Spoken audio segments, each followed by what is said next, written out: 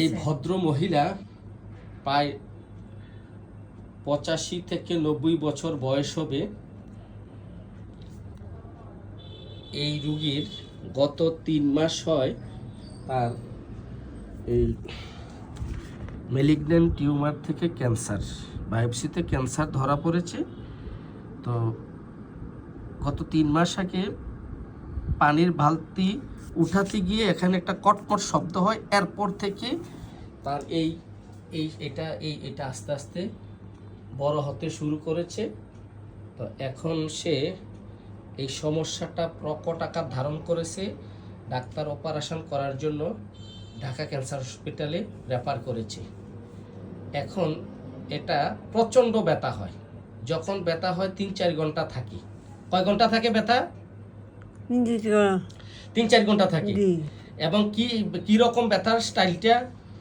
ব্যথাটা গাইলে গাইনা মারবো, গাই মারি হ্যাঁ, কতক্ষণ হবে ব্যথাটা শুরু। কতক্ষণ পরে ব্যথাটা শুরু হয়? ঘাই মারা ব্যথা না? গাই মারা ব্যথা, চিরিক মারা, ঘাই মারা ব্যথা।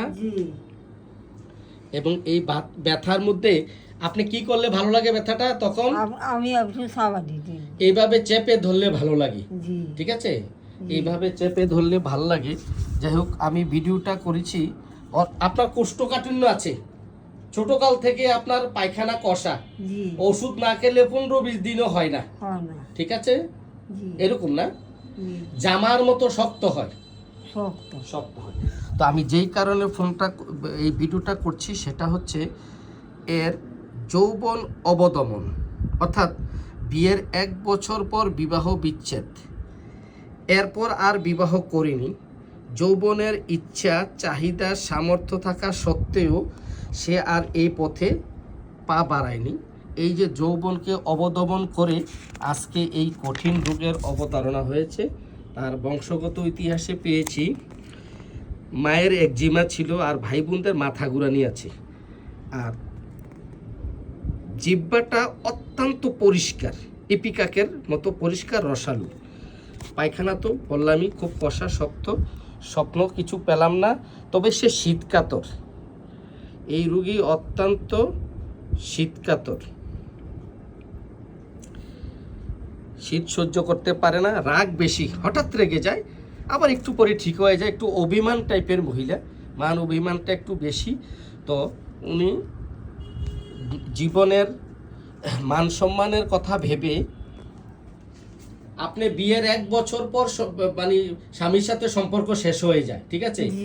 এরপরে মান সম্মানের কথা ভেবে বা আপনার সকল অনেক চিন্তা করে আর বিয়ের পথে যান নাই, আর এই পথে যান নাই। আপনি খুব সৎ মানুষ ছিলেন। আচ্ছা, ঠিক আছে।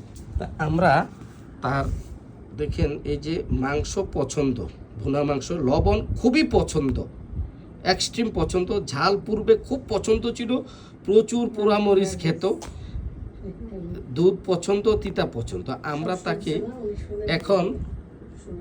আমরা তাকে এখন যেহেতু যৌবনকালে যৌবন অবদমন করে রেখেছে, একটা স্পেশাল এবং পিকুলিয়ার আনকমন লক্ষণ পেয়েছি।